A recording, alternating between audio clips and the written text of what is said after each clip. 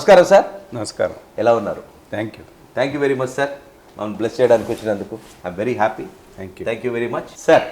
మీకంటూ ఒక ప్రత్యేకమైన పేరు, ఐపీఎస్ అనే పదమే ఒక గొప్ప పదం, ఇండియన్ పోలీస్ సర్వీస్. ఆ ఐపీఎస్కు మరో పేరు, మీ పేరు చాలా సమాజంలో అంటే మీ సీనియర్ ఆఫీసర్స్ నుంచి జూనియర్ ఆఫీసర్ దాకా ఒక ఇన్స్పిరేషన్.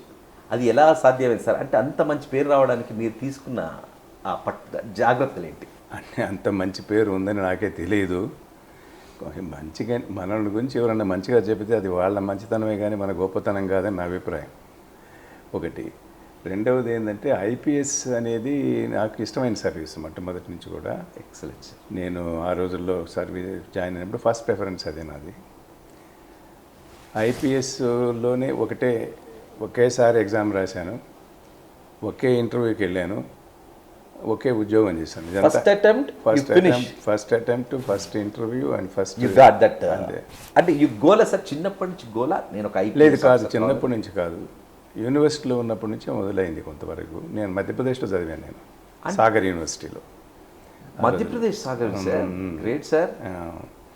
అక్కడ నా మిత్రులు కొంతమంది నన్ను ఎంకరేజ్ చేశారు, మీరు ఐపీఎస్ అది ఐపీఎస్ ఎగ్జామ్ రాస్తే బాగుంటుంది. ఎందుకంటే అక్కడ ఒక కాంపిటీషన్లో ఒక పేపర్ నేను రాశాను, థర్డ్ ప్లాన్ అప్రైజల్ అని చెప్పి ఎకనామిక్స్ డిపార్ట్మెంట్ వాళ్ళకు ఉండేది ఆ కాంపిటీషన్. అది తీసిస్తా సార్? కాదు, జస్ట్ షార్ట్ నోటీస్, నోట్, ఒక ఎస్ఏ కాంపిటీషన్ లాగా. నైస్. వాళ్ళు ఎకనామిక్స్ డిపార్ట్మెంట్, నేను మ్యాథమెటిక్స్లో ఉన్నాను, ఎకనామిక్స్ డిపార్ట్మెంట్ వాళ్ళు అలా కాంపిటీషన్ పెడితే నేను నా ఇంట్రెస్ట్ కొద్దీ నాకు తోచిన మాటలు 4 రాసి ఒక పేపర్ రాసి. అది ఏ సబ్జెక్ట్ అంటే దేని మీద సార్? అంటే third plan appraisal. Third plan appraisal. అప్పుడు థర్డ్ ప్లాన్ జరుగుతూ ఉంది, third 5-year plan. Nice nice. నా నాలెడ్జ్ అంతా నేను స్వతంత్ర రాజగోపాల్చారి గారి జర్నల్, అప్పుడు అది స్వతంత్ర, అవి చదివి దాంట్లో వచ్చిన నాలెడ్జ్ నాది, జనరల్ నాలెడ్జ్. అంటే బుక్స్ బాగా? బుక్స్ కాదు, వీక్లీ వచ్చేది ఇది స్వతంత్ర. అది మ్యాగజైన్. అది ఎక్కువ హై క్వాలిటీ మ్యాగజైన్. అది చాలా ఎమినెంట్ హిస్టారియన్స్, ఎకానమిస్ట్ వాళ్ళు రాసేవాళ్ళు. రాజగోపాలాచారి ప్రతి వీక్ రాసేవాడు ఆయన కాలమ్స్. ఆ నాలెడ్జ్తో రాశాను నేను. రాసిన తర్వాత నా మిత్రుడు ఒక ఆయన పూర్ణచంద్రరావు అని, ఆయన ఎకనామిక్స్ స్టూడెంట్, ఆయన నా పేపర్ తీసుకుపోయి సబ్మిట్ చేశాడు వాళ్ళకి. చేస్తే it was adjusted as one of the good papers కింద అడ్జస్ట్ చేశారు. అది చూసిన నా మిత్రుడు ఇంకొక ఆయన భాస్కర్ రావు అని ఉండేవాడు, ఆయన లిటరేచర్ చదివేవాడు. రెడ్డి, నువ్వు బాగా రాస్తున్నావు, ఇది ఇంత మాత్రం రాస్తే కాంపిటేటివ్ ఎగ్జామ్ బావచ్చు కదా, నేను ఎందుకు పోవటం లేదు అని చెప్పి మా బ్రదర్ ఢిల్లీలో ఉన్నాడు, డాక్టర్ రావు అని, ఆయన అప్పుడు ఐఏఎస్ స్టడీస్ దగ్గర రన్ చేస్తుండేవాడు. ఆయన చేస్తున్నాడు, మీరు వెళ్ళే పంతే నేను ఆయనకి రిక్వెస్ట్ చేసి చెప్తాను, మీరు వస్తున్నారని, మీరు జాయిన్ కావండి అని చెప్పి. అట్లా నేను ఐపీఎస్ పాస్ అయిన తర్వాత అక్కడ ఢిల్లీకి వెళ్ళిపోయి అక్కడ జాయిన్ అయినా. మీరు మ్యాథమెటిషియన్గా అంటే మీరు ఏం తీసుకున్నారు సార్ సబ్జెక్ట్స్? ఐపీఎస్ సివిల్స్లో ఒక 2 సబ్జెక్ట్స్ తీసుకోవాలని ఉంటుంది. అన్ని హ్యుమానిటీస్. మ్యాథమెటిక్స్ వదిలేశాను. ఎందుకనంటే అంటే మెయిన్ సబ్జెక్ట్స్ సార్? అంటే మెయిన్ సబ్జెక్ట్ కూడా నాకు Indian history, political science, British history ఇవి తీసుకున్నాను. నేను హ్యుమానిటీస్ తీసుకున్నాను. బట్ అవి టచ్ లేకుండా ఫస్ట్ చదివాను. ఫస్ట్ నేను అక్కడ ఢిల్లీలో 1 year ఉన్నాను నేను ఆ రోజుల్లో. 1 yearలో ఇవి చదివి ఎక్కువగా పార్లమెంట్కి పోయేవాడిని, పెద్ద పెద్ద లెక్చర్స్ ఉంటే వినేవాడిని. అది జనరల్ ఎడ్యుకేషన్ లాగా ఢిల్లీలో ఉండడం ఆ రోజుల్లో. అంటే మీకు ఫస్ట్ నుంచే ఒక సోషల్ అవేర్నెస్ మీద ఒక ఇంట్రెస్ట్ ఉంది హ్యుమానిటీస్ మీద. కానీ మ్యాథమెటిక్స్ చదివాను, ఎందుకు చదివానో నాకే తెలియదు. Finally I decided I'm not good at it అని చెప్పి సోషల్ సైన్సెస్లోకి వెళ్ళిపోయినాను. సోషల్ సైన్స్లో వెళ్ళిపోయి ఇక సివిల్స్ మీద కొద్దిగా ప్రభావం. అంటే ఏమన్నా ఆఫీసర్ ఒక ఐపీఎస్ అని ఈ తనలాగా అంటే ఒక ఏమైనా ఇన్స్పిరేషన్ క్యాండిడేట్ అంటే ఎవరు ఉన్నారు సార్? ఒక మీకు ఇన్స్పైర్డ్ బాగా? నాకు ఆ రోజుల్లో ఎవరూ లేరు, కానీ నేను మధ్యప్రదేశ్లో చదివేటప్పుడు రుస్తుంజీ అని ఆయన ఐజీగా ఉండేవాడు. Rustamji very well known police officer ఆయన, ఐజీ. అప్పుడు ఐజీ ఉండేవాడు మధ్యప్రదేశ్కి. అప్పుడు వినోబా భావే గారు ఈ భూ సంస్కరణ మీద కాదు ఈ యాంటీ డెకాయిటీ, ఆ డెకాయిట్స్ అందరినీ మార్చాలా అనే ఉద్దేశంతో అక్కడ మధ్యప్రదేశ్లో పదయాత్ర చేస్తూ ఉండేవాడు. Great personality sir. చేస్తూ అప్పుడు పోలీస్ 1962 ఆ ప్రాంతంలో 62-64 మా ఐపీఎస్ అక్కడ చదివింది నేను సాగర్లో. 61-64 1 year ఎగ్జామ్ రాయలేదు అక్కడ కూడా 62, 64 64లో పాస్ అయ్యాను. అప్పుడు చంబల్ వ్యాలీ అని అక్కడ పెద్ద డెకాయిట్ బందిపోట్లు రాబందులు అని ఆయన Vinoba Bhave insisted on walking through Chambal valley, పోయి డెకాయిట్స్ అంతా మార్చాలి అది ఇది అని చెప్పి ఆయన ఫాలోయర్స్ అందరూ మారుస్తుంటే అప్పుడు ఆయన ఒక స్టేట్మెంట్ చేశాడు. అక్కడ అందరితో మాట్లాడి డెకాయిట్స్తో కూడా మాట్లాడాడు, కొంతమంది వాలంటరీగా వచ్చి మాట్లాడారు ఆయనతో. ఈ పోలీసు వాళ్ళు కూడా డెకాయిట్స్ లాగా పనిచేస్తున్నారు ఇక్కడ మధ్యప్రదేశ్లో అని చెప్పి ఒక ఆరోపణలు చేశారు. అనవసరంగా మాట్లాడాడు ఆయన. దాంతో ఈ మధ్యప్రదేశ్ ఐజీ స్ట్రాంగ్ రిజైండర్ ఇచ్చాడు వినోబా భావేకి. వినోబా భావేకి ఏం తెలుసు వాళ్ళు చేసిన పనులన్నీ. ఎవరి పంటలు కాలిపోయిన వాళ్ళకి వాళ్ళ చెల్లెళ్ళు వాళ్ళని ఆత్మభంగం మానభంగం జరిగి ఉంటున్నాయి, వాళ్ళకి తెలుసు ఈ డెకాయిటీ బాధలు, ఈయనకి అవన్నీ తెలియకుండా ఈ విధంగా పోలీసుని తిడుతున్నాడు ఆయన అని చెప్పి చాలా స్ట్రాంగ్లీ వర్డెడ్ అగేన్స్ట్ కౌంటర్ ఇచ్చాడు. అప్పుడు నాకు ఈయన ఎవరో గట్టి పోలీస్ ఆఫీసర్ అని చెప్పి ఇంప్రెషన్ వచ్చింది. తర్వాత ఆయనే ఢిల్లీలో ప్రైమ్ మినిస్టర్ సెక్యూరిటీలో ఉన్నాడు. తర్వాత బిఎస్ఎఫ్ స్టార్ట్ చేసింది కూడా ఆయనే, బార్డర్ సెక్యూరిటీ ఫోర్స్ మొదలుపెట్టింది కూడా రెస్టంజీ అనమాట. ఆ ఒక్క పోలీస్ ఆఫీసర్ తప్పితే ఇంకెవరి పేరు నాకు తెలియదు. Great sir. అయితే ఐపీఎస్కి వచ్చారు ఏజ్ ఆఫ్ ఐ బిలీవ్ 23 ఇయర్స్కి. అంటే రాగానే ఎక్కడ ఫస్ట్ ఛార్జ్ ఇచ్చారు సార్ మీకంటే? ఇక్కడ ట్రైనింగ్ మీకు ఇక్కడ కాకినాడలో ఇక్కడ కొద్ది రోజులు అనంతపూర్లో పోలీస్ ట్రైనింగ్ కాలేజ్ అని ఉంటుంది, అక్కడ 1 month ట్రైనింగ్ ఉంటుంది. మాది నేషనల్ పోలీస్ అకాడమీ అని ఇప్పుడు అంటున్నాం కదా, ఆ రోజుల్లో దాన్ని సెంట్రల్ పోలీస్ ట్రైనింగ్ కాలేజ్ అని మౌంట్ ఆబూలో ఉండేది, రాజస్థాన్. అక్కడ ట్రైనింగ్ అయిన తర్వాత ఇక్కడ ఒక 1 month ఇక్కడ అనంతపూర్లో ఉండేది. ఆ తర్వాత ప్రాక్టికల్ ట్రైనింగ్ అని ఒక డిస్ట్రిక్ట్లో ఒక 1 year ఉండేది ట్రైనింగ్. అంటే పోలీస్ స్టేషన్ లెవెల్ నుంచి ఇన్స్పెక్టర్ లెవెల్, తర్వాత డిఎస్పీ లెవెల్, ఇది పబ్లిక్ ప్రాసిక్యూటర్తో అటాచ్మెంట్, ఇట్లా ఈ ట్రైనింగ్ అంతా ఒక 1 year ఉండేది అనమాట. సో నా practical training Kakinada first posting 68 training first posting Eluru, west Godavari ఏలూరులో as a assistant superintendent. State service నుంచి వచ్చిన వాళ్ళని డిఎస్పీస్ అంటారు. Okay sir. All India service నుంచి వచ్చిన వాళ్ళని ఏఎస్పీ అంటారు, అసిస్టెంట్ సూపరింటెండెంట్ ఆఫ్ పోలీస్. అది ఏలూరులో ఉన్నాను నేను. అట్లా how long you work like that sir? 69 ఏలూరులో ఉన్నాను. అక్కడ నుంచి ఆదోనికి పోయాను, కర్నూలు డిస్ట్రిక్ట్. మళ్ళీ అక్కడ కూడా ఏఎస్పీగా ఉన్నాను. ఫ్యాక్షన్ ఉండే సార్? అవునవును, తక్కువ కొన్ని ఉండింది, కొంతవరకు ఉండింది. ఆదోని తర్వాత ఎస్పీగా ఇక్కడ ప్రమోట్ అయ్యారు. ఎస్పీగా first posting Anantapur district, but కొద్ది ఫ్యాక్షన్ జిల్లా. బాగానే పెద్ద అనంతపూర్ ఉన్నది లార్జర్ డిస్ట్రిక్ట్స్ కదా ఆ రోజుల్లో. మీరు అసలు ఫస్ట్ ఫేస్ చేసిన ప్రాబ్లం సార్? అంటే ఈ ప్రాబ్లమ్ని మీరు ఫస్ట్ ఒక కఠినాత్మకమైన అంటే జటిలమైన సమస్యను కూడా అవలీలగా ఛేదించారు అనేది ఒక ఇన్సిడెంట్ సార్? ఎన్నో ఉన్నాయి. ఇప్పుడు అసిస్టెంట్ సూపరింటెండెంట్ ఆఫ్ పోలీస్గా ఉన్నప్పుడు కొన్ని జరిగినాయి, తర్వాత ఎస్పీగా ఉన్నప్పుడు కొన్ని జరిగినాయి. పోలీస్ ఆఫీసర్స్ అంటే ఇప్పుడు కొంచెం తగ్గింది, కానీ ఆ రోజుల్లో ఇప్పుడున్న ప్రాబ్లమ్స్ ఉండేవి కావు, వేరే రకం ప్రాబ్లమ్స్ ఉండేవి. ఫర్ ఎగ్జాంపుల్ ఏఎస్పీగా ఉన్నప్పుడు, నేను ఆదోన్లో ఉన్నప్పుడు ఒక ఫ్యామిలీలో వాళ్ళ మనిషిని వాళ్ళే చంపుకొని వాళ్ళ రైవల్స్ మీద కేసు పెట్టారు, వాళ్ళు చంపారని.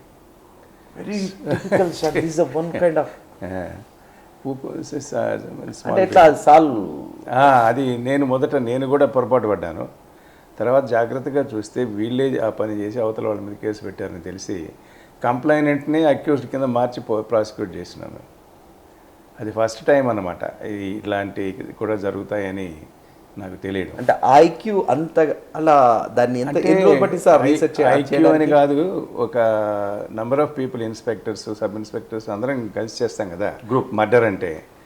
So different people get different types of information. అవన్నీ వెరిఫై చేస్తే ఆ సర్కమ్స్టెన్సెస్ అన్ని చూస్తే వీళ్ళే ఆ పని చేసి అవతల వాళ్ళ మీద కేసు పెట్టించారనమాట. ఇలాంటివి ఫస్ట్ టైం నేను చూడడం. అంటే ప్రత్యర్థిని ఇబ్బంది పెట్టడానికి అంతే, వాళ్ళు అంతే. రాయలసీమలో అప్పుడు ఆ రోజుల్లో ఇదే ఫ్యాక్షన్ పాలిటిక్స్ ఉండేవి. ఎంతసేపటికి ఎవరు మర్డర్ చేసినా అవతల వాడిని అందరూ ఇంక్లూడ్ చేసేసేవాళ్ళు. ఎందుకు అంటే ఏంటి సార్? అంటే ఆ ఫ్యాక్షన్ ఎందుకంటే వాళ్ళ యొక్క మనుగడకు కాదు, వాళ్ళ యొక్క ఆధిపత్యం లోకల్గా మెయిన్ థింగ్ అదే. ఒక ఊరు ఇప్పటికి ఉంది కదా అది. ఇప్పుడు కొత్త రకంగా ఉంది. ఇప్పుడు ఎమ్మెల్యే కానీ ఎవరైనా ఇప్పుడు ఏం చెప్తారు, నా కాన్స్టిట్యున్సీలో నాకు తెలియకుండా మీరు ఎట్లా వచ్చారు, బిజినెస్ చేయడానికి ఎట్లా వచ్చారు అని అంటారు. ఇప్పుడు ఈ పద్ధతిలో ఉంది. అప్పుడు అట్లేదు. అప్పుడు ప్రతి ప్లేస్లో కూడా ఫ్యాక్షన్స్ ఉన్న ప్లేస్లో అన్నిట్లో కాదు ఉన్నట్టు 2 గ్రూప్స్ అన్నమాట. ఆధిపత్య పోరే ఉండేది అప్పుడు. మరి ఆధిపత్య పోరు అంటే ఎందుకు వచ్చింది సార్ ఆ ఫ్యాక్షన్ అనే పదము? అంటే అంటే ఫస్ట్ నుంచి ఉందా అది? ఒక ఇది ఏం చేసి చెప్తారంటే, రాయలసీమలో పాలిగార్స్ అని ఉండేవాళ్ళు పాత రోజు. ఆ పాలిగార్ కల్చర్ కంటిన్యూ అయిపోయి ఇట్లా ఫ్యాక్షన్ కింద తయారైంది. రాజు కింద సబ్ పాలిగార్లు సబ్ అంటే వాళ్ళు they are taking care for the people on behalf of king Poligar. They was in charge of collecting taxes, also maintaining law and order. పాలిగార్లు పోలీస్ కమ్ కలెక్టర్ టైప్ రెండు ఉండేది వాళ్ళకి. బ్రిటిష్ వాళ్ళు వచ్చిన దాకా.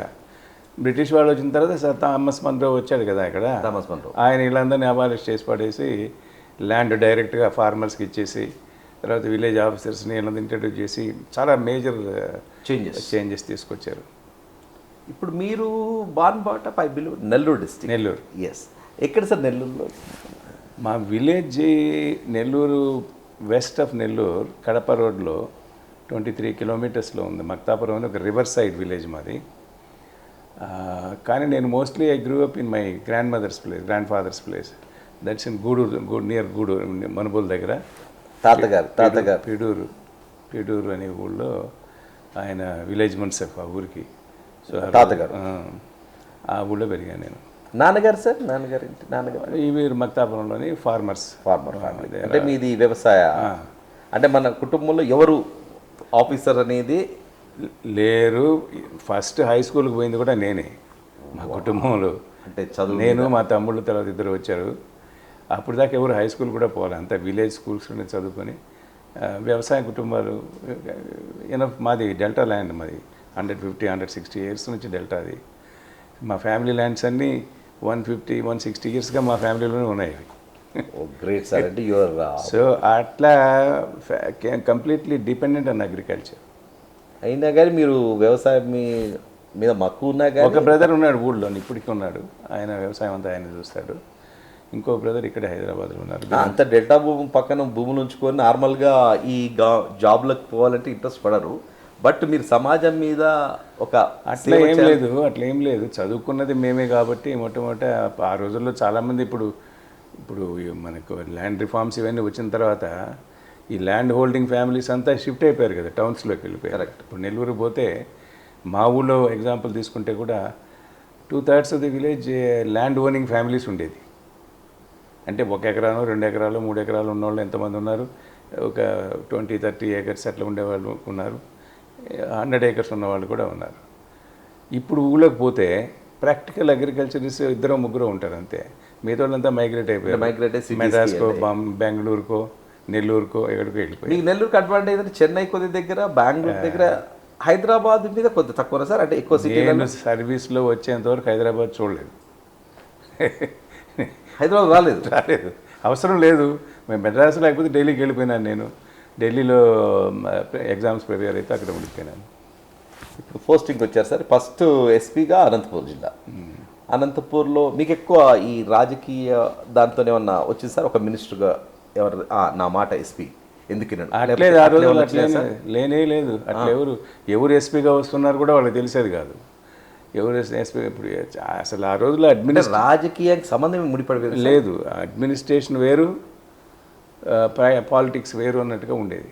అంటే మీకు ఎక్కువ లింక్ అంటే ఎట్లా సార్? సీఎం పేజ్ అట్లా ఉండేది? We were connected only with our own senior officers.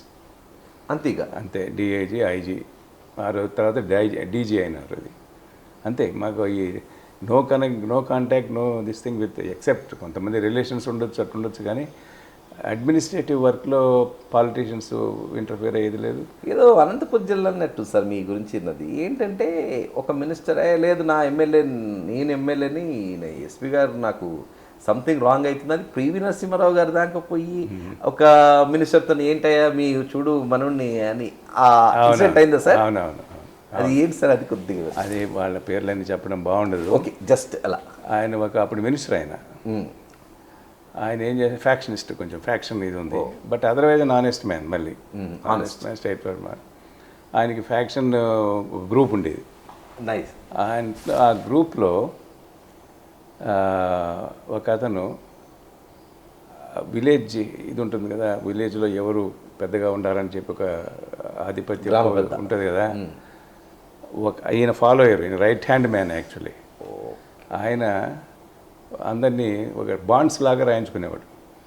అంటే ఏదో 1500, 2000, 3000 అప్పు తీసుకున్నట్టు రాయించేది వాళ్ళ దగ్గర. ఊరికే పెట్టుకొని ఉంటాడు. ఈడేమైనా ఎప్పుడైనా ఎదురు తిరిగితే అది కోర్టులో వేస్తారు, నాకు ఇంత డబ్బు ఇవ్వాలి ఇతను. అంటే నిజంగా ఇచ్చేటోడా సార్? బాండ్స్ రాయించుకున్నాడు. అంటే పైసలు ఇచ్చేటోడా? ఇచ్చేది లేదు, ఇవ్వకుండానే. అదేంటి సార్ అట్లా పెట్టేటోడు? ఎందుకంటే లాయల్టీ కోసం, వీళ్ళ భయపడడానికి వాళ్ళని. మీరు ఏమైనా చేస్తే కోర్టులో ఆధిపత్య పోరే అంతే, మీరు ఏదైనా చేస్తే నేను కోర్టులో వేస్తాను దీన్ని అని. నాతో ఉన్నంత కాలం వేయను. అట్ట ఎవరైనా సైన్ చేయకపోతే వాళ్ళ మీద ఖర్చు కట్టుకునేవాళ్ళు. అంటే వాళ్ళ చేల ఒక అంటే అలా ఉండాలి అంతేనా? అంతే, వాళ్ళు చెప్పినట్టు వాళ్ళతో ఉండాలి, ఓట్లు వేయడంలో కానీ అన్నిట్లో. ఒక అతను లక్ష్మీరెడ్డి అని, అతను ఆర్మీలో ఉండి రిటైర్ అయ్యి వచ్చాడు అప్పుడే ఆ ఊరికి. అతను ఇండిపెండెంట్గా ఉన్నాడు. అతనికి ల్యాండ్ ఉంది, అతను 5 ఎకరాలు ఏదంతా ఉంది ల్యాండ్. అతను నేను సైన్ చేయనిట్టాడు. ఎందుకు చేయాలి, నాకేం సంబంధం అని అంటే అతని మీద ఈయన ఖర్చు పెట్టుకొని అతన్ని మర్డర్ చేయించాడు. మర్డర్? మర్డర్ చేయడం ఎట్లా చేసినాడు, తను డైరెక్ట్గా ఇన్వాల్వ్. తను ఒక 100 yards అవే ఉన్నాడు. ఈ గ్రూప్ పోయి ఆయన పొలంలో పని చేసుకుంటుంటే అతన్ని చంపారు. అప్పుడు ఆ కేసు నేను పర్సనల్గా ఇన్వెస్టిగేట్ చేయాల్సి వచ్చింది. ఎందుకంటే అప్పుడు డిఎస్పీ ఒక ఆయన ఉండేవాడు అక్కడ. ఆయన ట్రాన్స్ఫర్ అయ్యి వెళ్ళిపోయాడు అప్పుడే. కొత్త డిఎస్పీ ఇంకా రాలేదు. మర్డర్ కేసు అంటే డిఎస్పీ ఇన్వెస్టిగేట్ చేయాలి. లేదు కాబట్టి నేను అడిషనల్ ఛార్జీలో ఉన్నా, నేనే వెళ్ళి ఇన్వెస్టిగేట్ చేశాను. చేస్తే నాకు క్లియర్గా తెలుస్తూ ఉంది, ఈయన పక్కన నిలబడి దూరంగా 100 yardsలో ఉండి వీళ్ళని పంపించి మర్డర్ చేయించాడు. సో నేను మర్డర్ కేసులో ఏం చేశాను, ఇతని మీద కూడా పెట్టాను. ఇతను రెస్పాన్సిబుల్, ఇతను అని చెప్పి అలాంగ్ విత్ అదర్ అక్యూజ్డ్ ఇతన్ని కూడా A1 కింద ఇతను పెట్టాను, ఫస్ట్ అక్యూజ్డ్ కింద పెడితే అతను పోయి అప్పుడు ఈ మినిస్టర్ని పట్టుకున్నాడు. ఇట్లా అయింది అది ఇది అని తప్పించుకోపోయాడు ఊళ్ళో.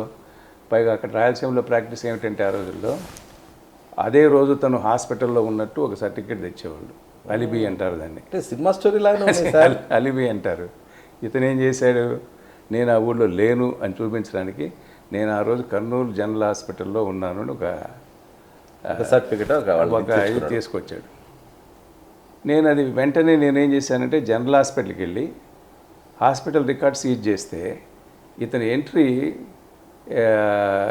దాంట్లో ఏమిటి మొదట లేదు, తర్వాత పెట్టినట్టు క్లియర్గా కనిపిస్తూ ఉంది. ఎందుకంటే ఎంట్రీస్ అన్ని సీరియల్ నెంబర్స్ ఉంటాయి. ఆ సీరియల్ నెంబర్లో లేదు ఇంది, కానీ మధ్యలో తీసుకొచ్చి పెట్టారు. అయితే అప్పుడు మీరు జైలు సూపరింటెండెంట్ కూడా? జైలు సూపరింటెండెంట్ కాదు, జైలు రెసిడెంట్ మెడికల్ ఆఫీసర్స్ వాళ్ళందరూ ఉంటారు కదా, వాళ్ళ మీద ఒక కేసు రిజిస్టర్ చేశాను. అప్పుడు మీరు వీళ్ళు ఫట్ చేశారు రికార్డ్స్, వీళ్ళు టు సేవ్ దిస్ మ్యాన్ అని చెప్పి వాళ్ళ మీద కేసు రికార్డ్ చేశాను. ఇవన్నీ చూసి ఆ మినిస్టరు ఆయనకి పోయి పివి నరసింహారావు మీద గట్టిగా పట్టుకున్నాడు. ఇతను కష్టం నాకు. ఇంకోటి కూడా చేశాడు, అక్కడ తనకు కావాల్సిన డాక్టర్ని ఎంచుకున్నాడు ఆ ఊళ్ళో. ఆ డాక్టర్ ఎట్లా ఈ మెడికో లీగల్ కేసు అంటాం కదా, ప్రతి కేసులో కూడా ఈయనకి ఫేవరబుల్గా ఒపీనియన్ ఇచ్చేవాడు. ఒక కానిస్టేబుల్ డాక్టర్ ఒక అమ్మాయిని మొలెస్ట్ చేశాడు ఒకడప్పుడు. చేస్తే ఈ డాక్టర్ ఏమైనా స్టేట్మెంట్ మెడిసిన్ ఇది ఇచ్చాడు, సర్టిఫికేటు, రేప్ దీంట్లో రేపు సంబంధించిన ఎవిడెన్స్ ఏం లేదు, రేపు జరిగినట్లేదు అని చెప్పి సర్టిఫికేట్ ఇచ్చాడు. వెంటనే అమ్మాయిని కర్నూలు జనరల్ హాస్పిటల్కి పంపించి అక్కడ ప్రొఫెసర్ ఉంటాడు, ఫోరెన్సిక్ ప్రొఫెసర్, అతనికి పంపిస్తే అతను వెంటనే క్లియర్ కేస్ ఆఫ్ రేప్ ఇదని చెప్పి అతను సర్టిఫికేట్ ఇచ్చాడు.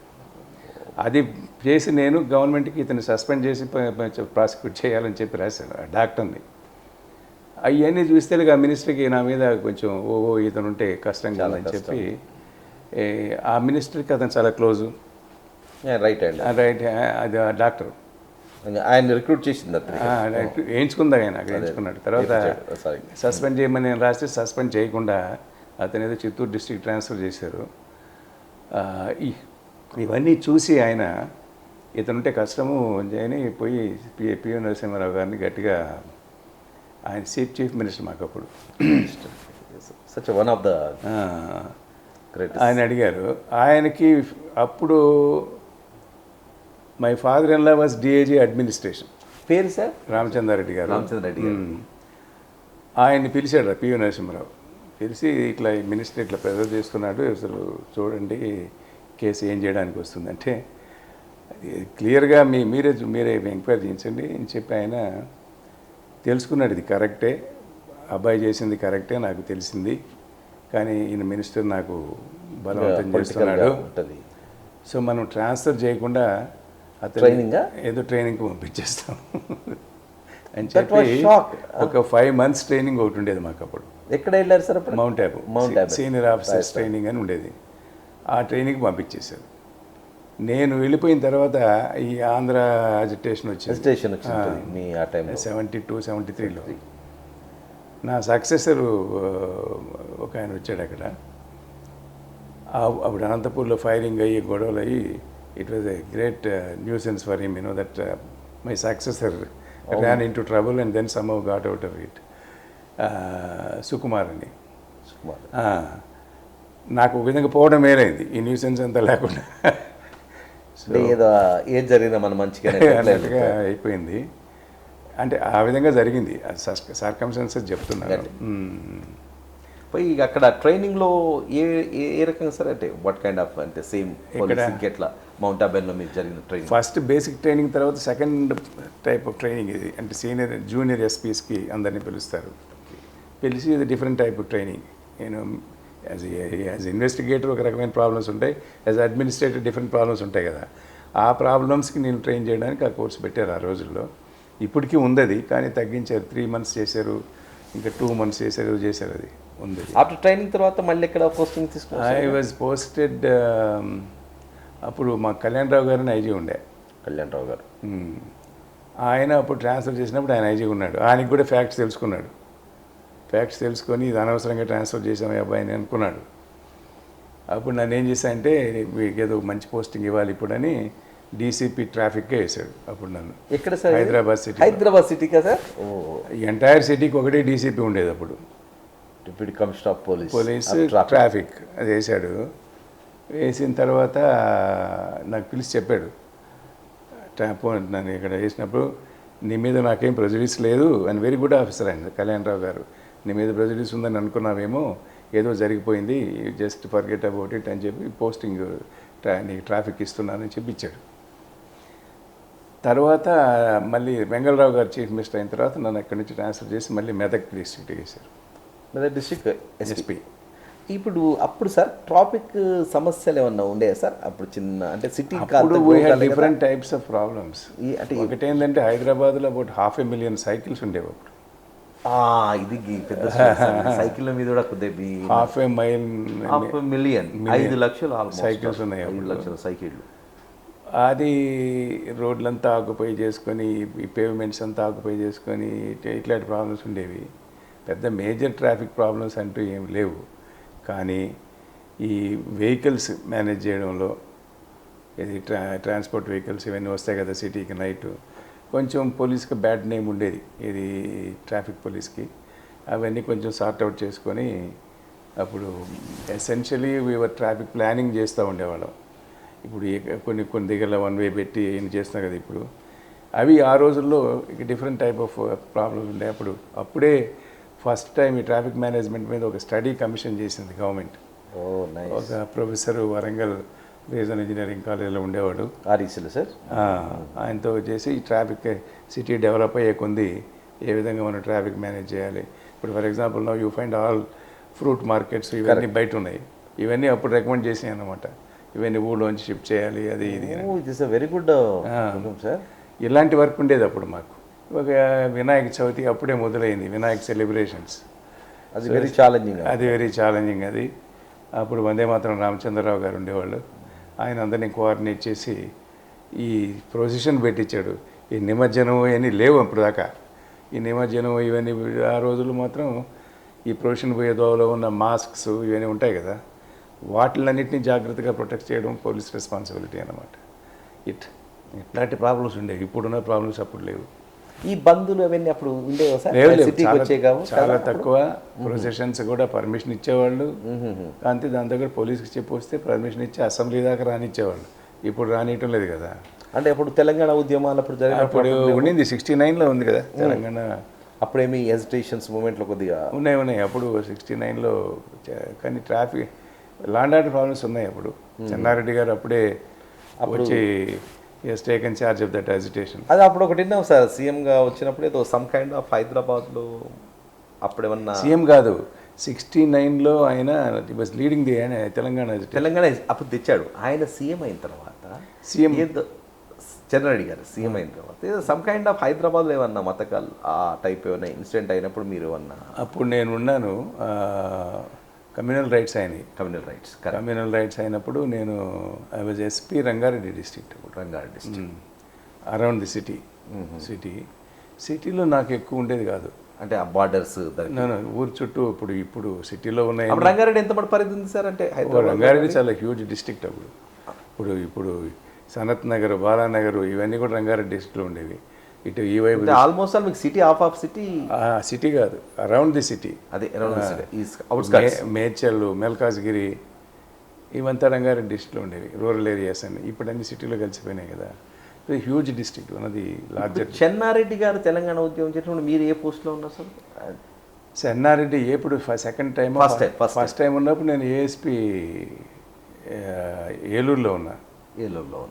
సో ఆయన అరెస్ట్ చేసి రాజమండ్రికి తీసుకుపోయి. అది ఎలా ఉండేది సార్? అంటే మాకంత అవగాహన దాని కూర్చుకుంది. ఏది ఆ ఉద్యమం అంటే ఆయన ఇట్ వాజ్ క్వైట్, అంటే బాగా జెన్యున్గా పోయిందో? అది జెన్యున్గా పోయింది. ఇప్పుడు మా చాలా సపోర్ట్ ఉండేది. ఇప్పుడు ఈయన చేసిన అజిటేషన్ కంటే ఈయనకి ఎప్పుడు ఒక ఎంపీ, ఒకరిద్దరు ఎమ్మెల్యేస్ ఉన్నారు ఈయనతో. అప్పుడు ఎంత అదే దాని గురించి చెన్నారెడ్డి గారు తెలంగాణ చాలామంది 6-7 మంది ఎంపీస్, ఇంకా 10-15-20 మంది, ఐ డోంట్ ఎగ్జాక్ట్లీ రిమెంబర్, అంతమంది ఎమ్మెల్యే సపోర్ట్ ఉండేదని.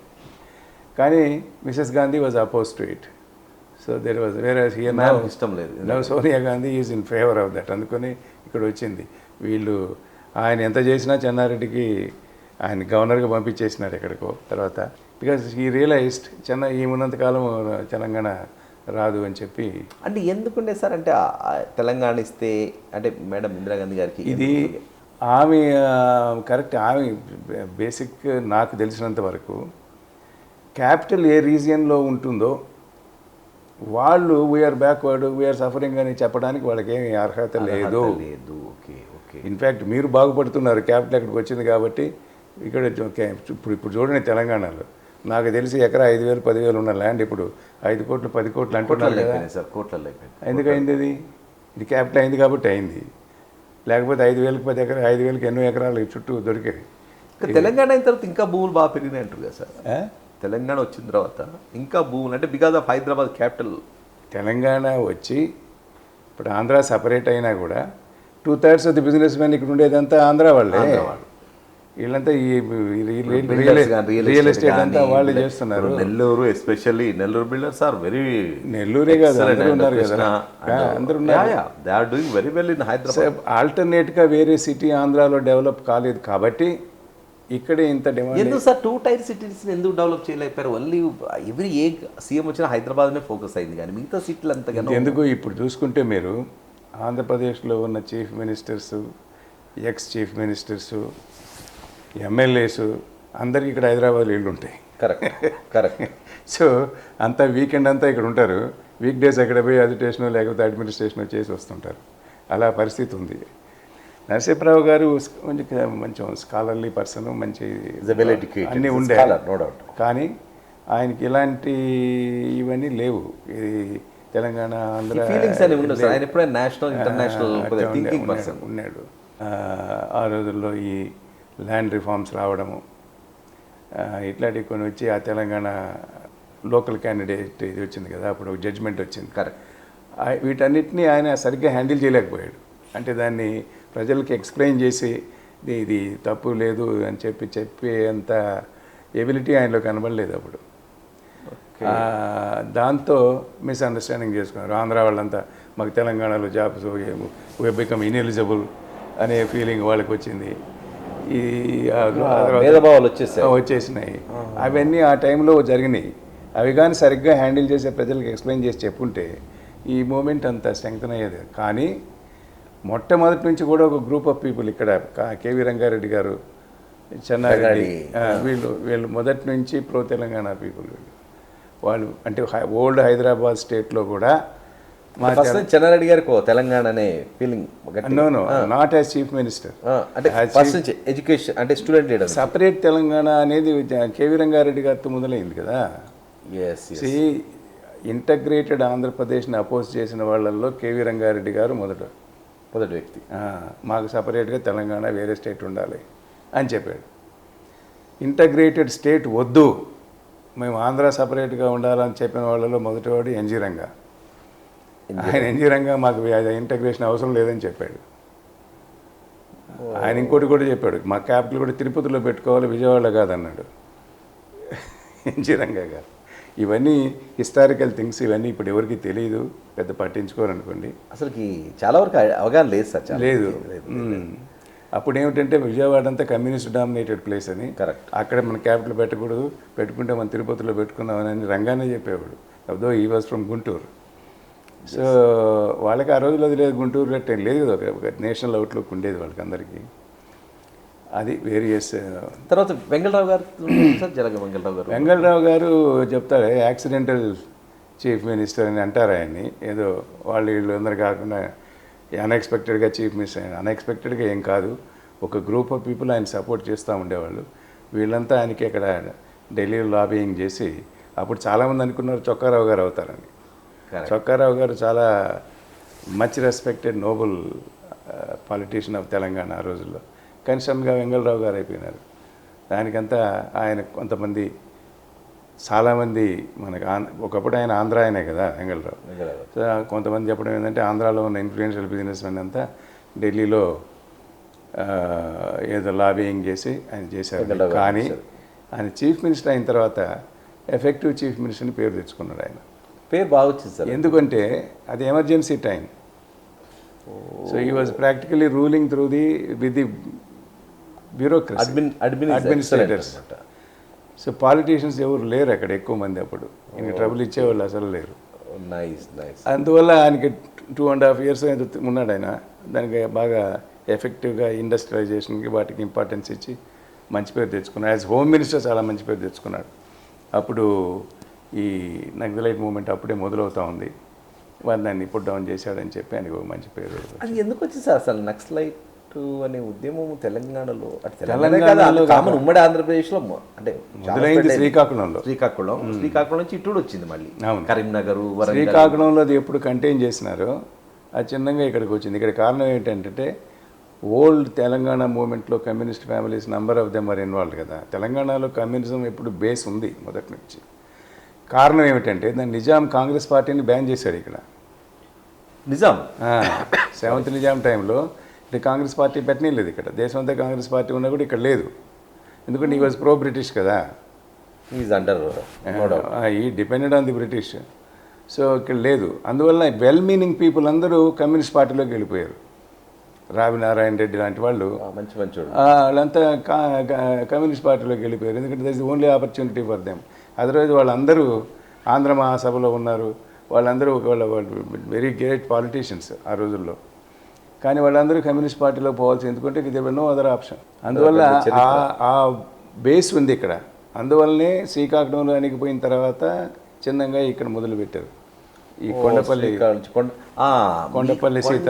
సీతారామయ్య గారిని అరెస్ట్ కావడంలో మీది అంటే అప్పుడు మీ కొండపల్లి సీతారామయ్య అరెస్ట్ అంటే second time. First time arrest అయిన తర్వాత ఆయన మళ్ళీ అండర్గ్రౌండ్ వెళ్ళిపోయాడు. అది ఇప్పుడు వేరే వాళ్ళు చేశారు. సెకండ్ టైము విజయభాస్కర్ రెడ్డి గారు చీఫ్ మినిస్టర్ ఉన్నప్పుడు మేము అరెస్ట్ చేసాం. అప్పుడు అందరూ అదేదో సరెండర్ అయినాడు అని చెప్పి. Is two proud to surrender. He was two proud to surrender, అది నో క్వశ్చన్. కానీ అప్పుడే ఆయనకి హెల్త్ ఎఫెక్ట్ అయింది, పార్కిన్సన్స్ డిసీజ్ వచ్చింది. సో ఆ కష్టాల్లో ఉన్నాడు. మాకు we had very high level sources. ఆయన మూమెంట్స్ అంతా వాచ్ చేస్తూ ఉన్నాము. వాచ్ చేసి ఇక్కడ విజయవాడలో ఆయన అప్పుడు విజయవాడ విజిట్ చేసేవాడు. అక్కడ కూడా కొన్ని ఫ్యామిలీస్తో ఉండేవాడు. నైట్ ఎప్పుడో వచ్చి ఎప్పుడో వెళ్ళిపోయేవాడు. అట్లా ఇన్ఫర్మేషన్ బేస్ చేసుకొని మేము దాన్ని అరెస్ట్ చేసాం అప్పుడు. అంతేగాని ఈ కొంత న్యూస్ పేపర్ వాళ్ళు సరెండర్ అయినాడు, అని చెప్పి సరెండర్ కావడానికి నేను చిన్న పిల్లవాడు 30 ఏళ్ళు 40 ఏళ్ళు మూవ్మెంట్ నడిపిన వాడు సరెండర్ అవుతాడా? అది ఎంత ఫాల్స్ ప్రాపగండా చేశారు వీళ్ళందరూ. కొంతమంది ఇంకొకటి ఏం చేశారంటే ఆయన్ని అరెస్ట్ చేసి ఉండకూడదు, ఆయన ఎలిమినేట్ చేసి ఉండాలా అనే ఒక గ్రూపు. ఎందుకు ఎలిమినేట్ చేయాలి? Why should be? Is it the job of a policemen to eliminate people? Police is రక్షణ.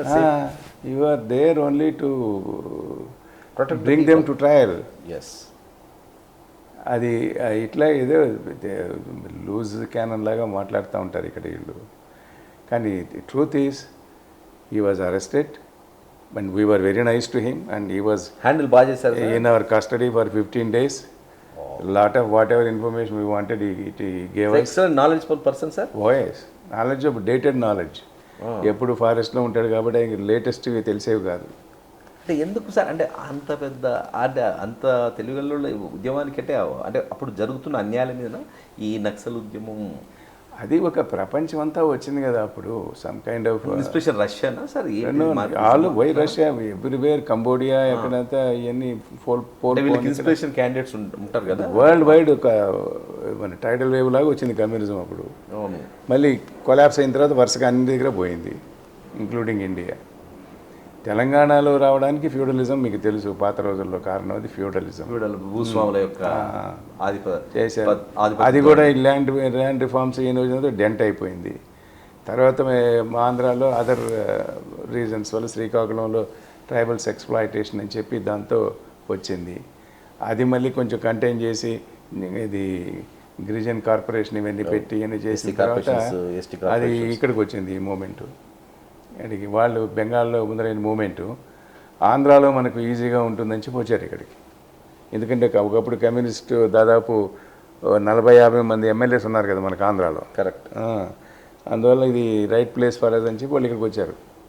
ఈ నక్సల్ బారీ మూమెంట్ చేసిన వాళ్ళందరూ వచ్చారు. వచ్చి ఇక్కడ లోకల్ వాళ్ళని మన శ్రీకాకుళం డిస్టిక్లో సత్యం, వెంపటాపు సత్యం వీళ్ళందరూ జాయిన్ అయ్యారు కదా. వాళ్ళు ఆ ట్రైబల్ ప్రాబ్లమ్స్ వరకే వాళ్ళు దేవర్ కన్సర్న్డ్. అది ఎప్పుడైతే గవర్నమెంట్ కొంచెం గట్టిగా పుట్ డౌన్ చేసిందో అక్కడ నుంచి మళ్ళీ ఇక్కడికి వచ్చారు తెలంగాణకి. అక్కడ వీళ్ళు సత్యమూర్తి, కొండపల్లి సీతారామయ్య వీళ్ళందరూ దాంట్లో వచ్చేసి మళ్ళీ సేమ్ నెట్వర్క్ ఇంతకుముందు ఉన్న నెట్వర్క్ని ఉపయోగించుకొని బిల్డప్ చేశారు ఇక్కడ. సార్ ఇప్పుడు కొండపల్లి గారిని రిమాండ్లో ఉన్నాడు. ఆ 15 రోజులు అంటే ఎక్కువ ఏ ఇన్సిడెంట్ల మీద ఆయన మాటలు జరిగాయి సార్? అంటే కొద్దిగా మీతో పంచుకున్న. సీతారామయ్య గారిని అరెస్ట్ చేసిన తర్వాత ఆయన్ని సేఫ్ హౌస్లో పెట్టాం. సేఫ్ హౌస్ అంటే ఇంటెలిజెన్స్ ఆర్గనైజేషన్స్ ఒక అన్సస్పెక్టెడ్ ప్లేసెస్లో సేఫ్ హౌస్ లాగా ఒక ఫ్లాట్ ఏదో పెట్టుకుంటారనమాట. అది ఏమన్నా ఇట్లాంటి ఇంపార్టెంట్ పీపుల్ అరెస్ట్ అయినప్పుడు వాళ్ళని ఇంట్రాగేట్ చేయడానికి దానికి పనికి వస్తుంది. సీతారామయ్య గారు అరెస్ట్ అయినప్పుడు ఆయన ఇంట్రాగేట్ చేయాలంటే ఆ కమ్యూనిజం మీద నాలెడ్జ్ ఉన్న ఆఫీసర్స్ కావాలి. సో మేము we constituted a team 3-4 people, DSPs, additional SPs ఆ లెవెల్లో అనమాట, who are very well informed about communism. ఆయన్ని వాళ్ళు ఒకసారి మనం అడిగితే చెప్పరు, ఏదో మాటల్లో దించి మాట్లాడుతుంటే ఎక్కడో మనకు యూస్ఫుల్ ఇన్ఫర్మేషన్ ఒకటి దొరుకుతుంది. కానీ ఆయన అరెస్ట్ అయ్యేటప్పటికి అంత పెద్ద ఆయన వల్ల మాకు పెద్ద ఇన్ఫర్మేషన్ కూడా రావాల్సిన అవసరం కూడా లేదు. మాకు అంతకుముందే అంతా తెలుసు. టోటల్ ఒక పార్టీలో డెవలప్మెంట్స్ అన్నీ కూడా తెలుసు.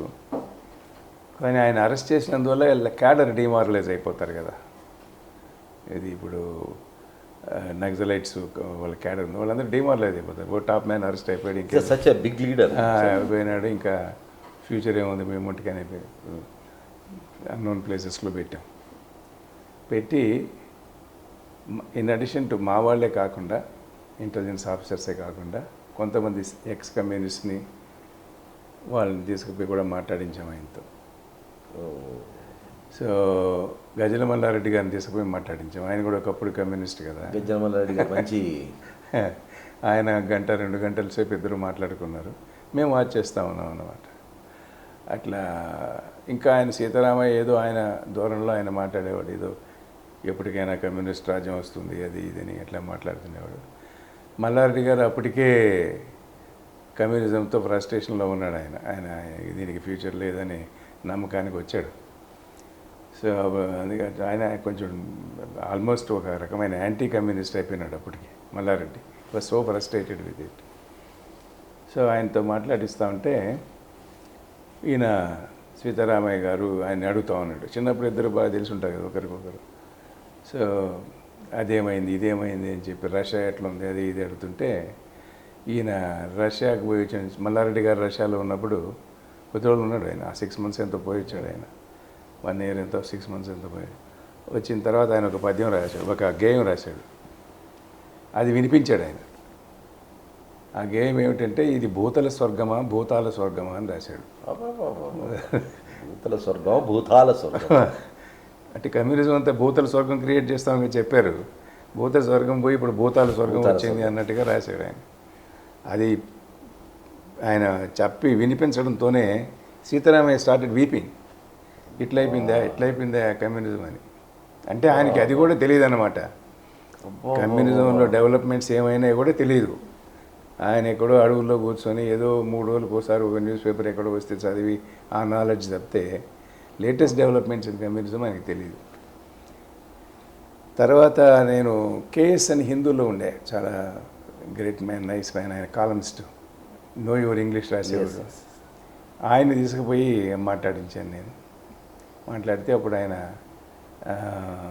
ఒక ఆర్టికల్ రాశాడు ఈయన మీద, సీతారామయ్య మీద, ఏమని డెస్ట్రాయింగ్ టు రీక్రియేట్ అని. Destroying to recreate, destroy something recreate. చాలా బాగా రాశాడు. అది ఏమంటారు, నాన్ పార్టిజాన్ ఆర్టికల్, జడ్జిమెంటల్గా లేకుండా ఉన్న పరిస్థితులతో ఆయన చెప్పడం రాయడం జరిగింది. అట్లా వీళ్ళందరినీ తీసుకుపోయి వాళ్ళతో మాట్లాడిస్తూ మాకు అవసరమైంది మేము నోట్ చేసుకునేవాళ్ళం అన్నమాట. అంటే పాజిటివ్ వేలో పాజిటివ్. అప్పుడు మా డీజీపీ టిఎస్ రావు గారు ఉండే, ఆయన నేను కూడా మాట్లాడతాను సీతారామయ్యతో అన్నాడు. వద్దు సార్ ఇప్పుడు మాట్లాడొద్దు, అది ఎవరు కమ్యూనిజం బాగా తెలిసిన వాళ్ళు మాట్లాడితే బాగుంటుంది, నేను కూడా ఎక్కువ మాట్లాడటం లేదు అని చెప్పాను నేను. లేదు మాట్లాడాలి, తీసుకురండి నా ఆఫీస్కి అన్నాడు. తీసుకుపోతే ఒక 5 నిమిషాలు మాట్లాడితే ఈయన ఇరిటేట్ అయిపోయినాడు డీజీపీ అని. ఆయన ఒక ఏమంటారు హార్ష్ వర్డ్ యూజ్ చేశాడు సీతారామయ్య మీద. ఎవరిని ఇడియట్ అని ఏదో ఏదో అన్నాడు. దాని సీతారామయ్య స్టాప్ టాకింగ్. ఇంకా 5 నిమిషాలు ఈయన మాట్లాడుతున్నాడు, ఆయన మాత్రం మాట్లాడటం లేదు. ఆయన గట్టిగా అడిగారు, ఏం మాట్లాడదు చెప్పండి నేను అడిగాడు. ఆయన, రావు గారు మీతో నేను మాట్లాడదలుచుకోలేదు, మీకు సంస్కారం లేదన్నాడు మా అందరి ముందర. ఆయన తెలియ పాపం చాలా ఎంబరాజింగ్ అయిపోయింది. డీజీపీ ఇన్స్పెక్టర్లు అందరూ ఉన్నారు కదా, అంటే ఈయన ఆయన తిట్టాడని ఆ కోపంతో ఎక్కువ నేను మీతో మాట్లాడదలుచుకోలేదు, మీకు సంస్కారం లేదని ఒక మాట అన్నాడు. దాంతో ఇంకా వద్దులేండి సార్ మేము పోతామని చెప్పి ఆయన తీసుకొని పోయినాం. ఇట్లాంటి ఇన్సిడెంట్స్ అన్నమాట ఆయనతో. అందులో మీ డిపార్ట్మెంట్ హైరార్కీ చాలా ఇంపార్టెంట్. అట్లా ఏదో జరిగింది. ఇట్లాంటి కొన్ని ఇన్సిడెంట్స్ జరిగాయి. కేసుని తీసుకుపోయినప్పుడు ఇద్దరు చాలా బాగా ఫ్రెండ్గా మాట్లాడుకున్నారు. ఏంటంటే ఈ కేసుని తీసుకుపోతానే ఆయన ఒక ఆర్టికల్ నో యువర్ ఇంగ్లీష్ అని ఉంది కదా, అవన్నీ ఒక కట్ట పెట్టుకొని ఉన్నాడు సీతారామయ్య. సో చెప్పాడు, నాకు ఇంకా ఇంగ్లీష్ సరిలేదండి, అందువల్ల మీ కాలం చదువుతుంటాను నేను ఎప్పుడు అని చెప్పాడండి. చెప్తే ఇద్దరు ఈక్వేషన్ ఏర్పడిపోయింది అనమాట. సో బాగా I felt happy, also felt happy. ఇద్దరు బాగా మాట్లాడుకున్నారు. దాని మీద కూడా మంచి ఆర్టికల్ వచ్చింది అప్పుడు. ఇట్లా అది ఇంతకీ చెప్పదలుచుకుంది ఏంటంటే, ఆయన చాలా సీతారామయ్య, మనం whether we agree with him or not, he was a tall leader. చాలా డ్యామేజ్ జరిగి ఉండొచ్చు, ఆయన వల్ల పోలీసులు ఎంతోమంది చచ్చిపోయినారు. నేను ఒకసారి అడిగినాను కూడా, ఏమండి మీరు పోలీస్ కానిస్టేబుల్ని చంపినారు కదా, అది చంపారు ఒకసారి ఉస్మానియా హాస్పిటల్లో, ఇది ఏమాత్రం ఇది జస్టిఫైబుల్ అని అంటే, మా ఉద్దేశం చంపాలని కాదు, ఏదో జరిగిపోయింది, తర్వాత నేను వాళ్ళ ఫ్యామిలీ వాళ్ళని కలిసినాను, వాళ్ళని ఏదో నా క్షమాపణ చెప్పుకున్నాను, ఏదో ఆర్థిక సహాయం కూడా ఏదో చెప్పినారు ఆయన చేసినామనండి. మాకు తెలియదు ఇవన్నీ. ఓ తర్వాత ఇట్లాంటి విషయాలు కొన్ని తెలియని చెప్పేవాడు అనమాట.